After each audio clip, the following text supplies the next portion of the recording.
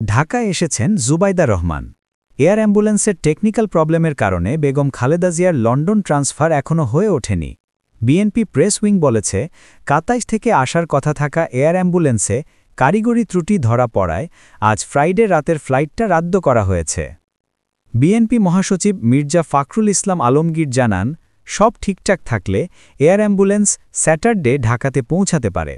আর ম্যাডামের শারীরিক অবস্থা যদি স্টেবল থাকে এবং মেডিকেল বোর্ড যদি গ্রিন সিগন্যাল দেয়, তাহলে ইনশাআল্লাহ সানডে মানে ৭ তারিখে লন্ডনের উদ্দেশ্যে উড়বেন। এভাবেই বিএনপির অ্যাক্টিং চেয়ারম্যান তারেক রহমানের ওয়াইফ জোবাইদা রহমান আজ সকাল 10:45-এ বিজি ৩০২ ফ্লাইটে ঢাকাতে ল্যান্ডেন। হসপিটালে ভর্তি খালেদা জিয়াকে নিয়ে আবার লন্ডন ফিরে যাওয়ার কথা আছে তার আগে থার্সডে বিকেলে বিএনপির পার্মানেন্ট কমিটির মেম্বার ও পার্সোনাল ফিজিশিয়ান ড. AZM জাহিদ হোসাইন কনফার্ম করেছিলেন খালেদা জিয়াকে অ্যাডভান্স ট্রিটমেন্টের জন্য লন্ডন নেওয়া হবে।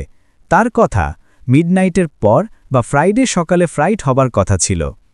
তিনি আরও জানান, খালেদা জিয়ার সাথে থাকবেন বাংলাদেশের বিশেষজ্ঞ ডক্টররা, চারপাশে থাকবেন অ্যারোনটিক্যাল ফিজিশিয়ানস, যাতে উদ্ধার পথে যে কোনো রিস্কি সিচুয়েশনে প্রম্পট ট্রিটমেন্ট দেওয়া যায়। বিএনপি প্রেস উইংয়ের আপডেট, গত ২৪ ঘণ্টায় খালেদা জিয়ার অবস্থা স্টেবল থাকলেও নোটিসেবল ইমপ্রুভমেন্ট নেই। এই সময় ইউকের স্পেশালিস্ট ড.